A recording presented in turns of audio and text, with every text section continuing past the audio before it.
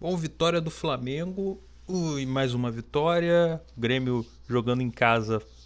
Mais um jogo ruim do Grêmio, né?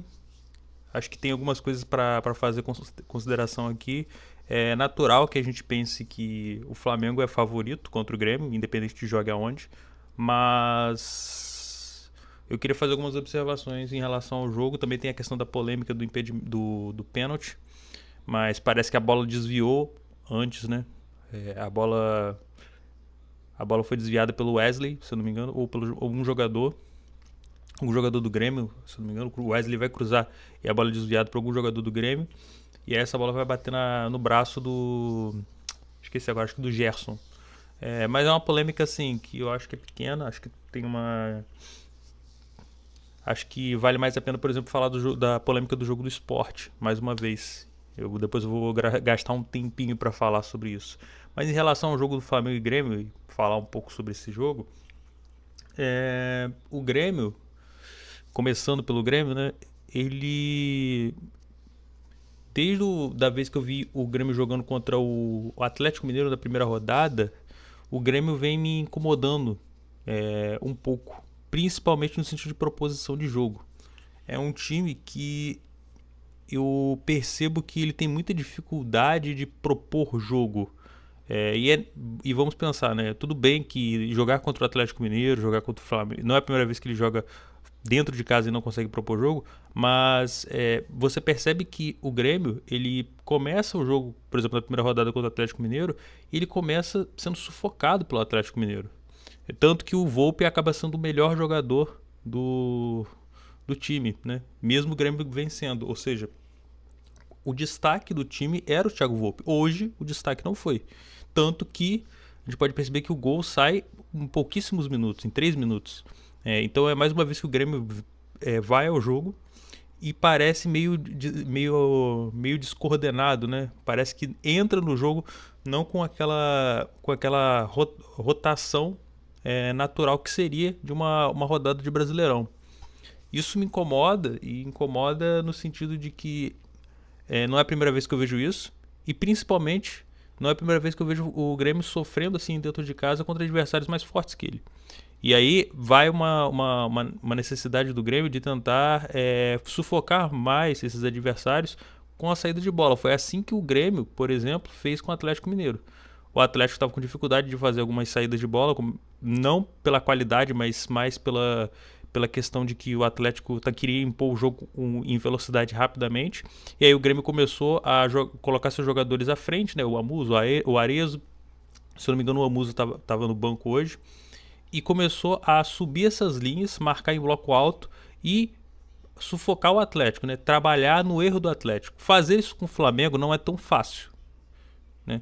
Por quê? Primeiro porque o Flamengo tem mais qualidade na saída de bola que o Atlético Mineiro. Não que o Atlético não tenha qualidade, mas fica claro que pelo menos na última linha, né? Na última linha, ou primeira linha no caso, né?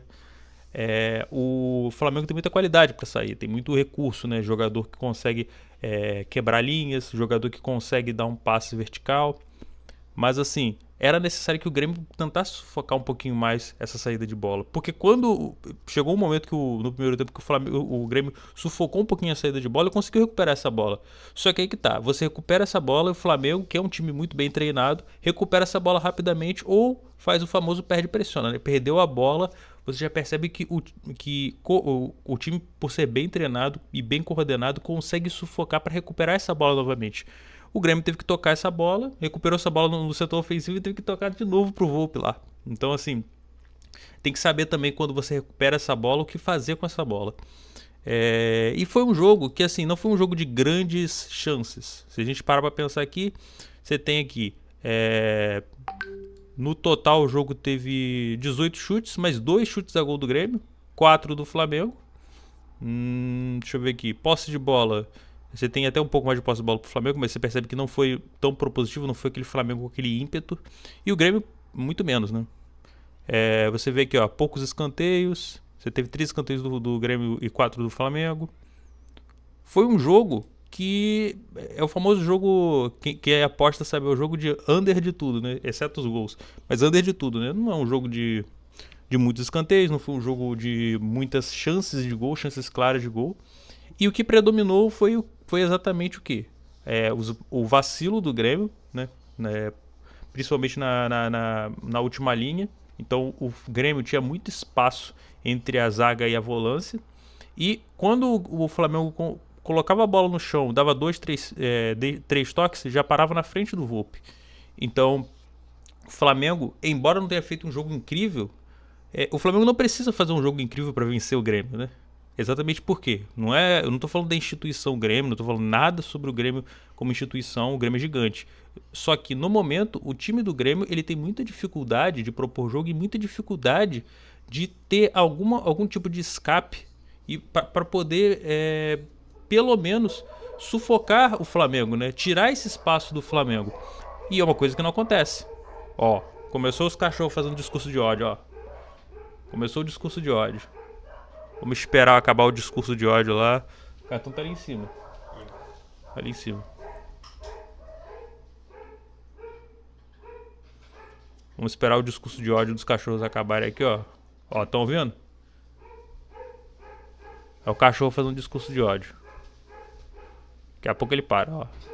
Xiii. Tem jogo do Santos ainda, né? Tem um jogo do Santos. Será que o Neymar vai jogar?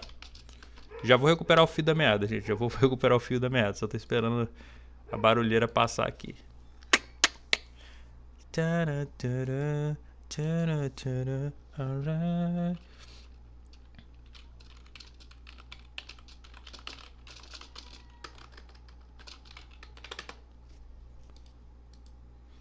Espera aqui.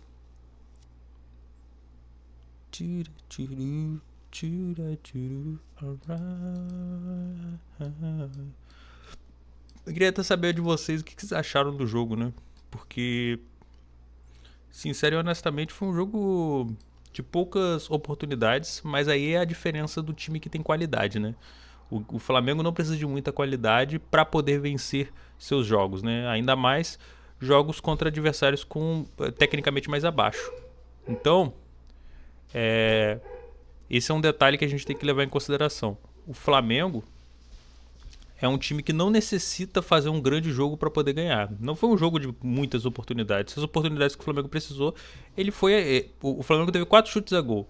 2 foram gols, entende? E essa é a diferença desses times como o Flamengo, como o Palmeiras, que podem até ter dificuldade ao longo do ano, mas que tem uma capacidade muito boa de poder definir jogos em que eles não vão fazer grandes jogos. Não estou falando que o Flamengo jogou mal, mas é no sentido de que nesses jogos o Flamengo, o Palmeiras conseguem um resultado apesar de um jogo truncado, de um jogo complicado, né? Essa é a prateleira que o Flamengo e o Palmeiras está, que Botafogo, Atlético estão tentando, né, ultrapassar também, né? Vamos lembrar que o Botafogo suou sangue para vencer o Campeonato Brasileiro do ano passado. O Atlético Mineiro, quando foi campeão da última vez, é a mesma coisa. Então é necessário que a gente entenda que o Flamengo ele é um dos francos favoritos ao título, não só pelo que o Flamengo joga. O Flamengo não tem jogado bem nos últimos jogos, mas por quê? É um time que consegue definir um jogo mesmo não tendo muitas oportunidades, né? E aí é a diferença de um jogador como o Arrascaeta. O Arrascaeta, que a gente sempre questionou aqui, que assim como o Coutinho, assim como o Neymar, são jogadores que ficam muito tempo fora. Mas você sabe que são jogadores decisivos. A grande esperança... O Flamengo não depende do Arrascaeta, mas seria de grande ajuda se o Arrascaeta pudesse jogar o ano todo.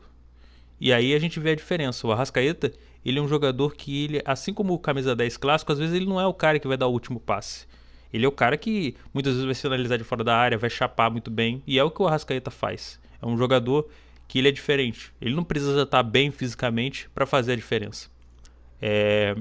Então é isso. Mais uma vez falo. As peças do Flamengo elas se impõem. E o Grêmio precisa urgentemente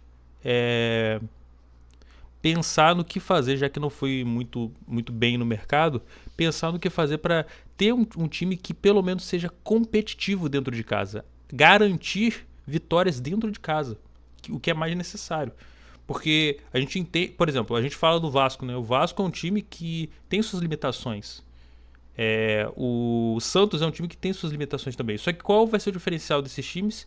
É que dentro de casa eles têm que ser letais.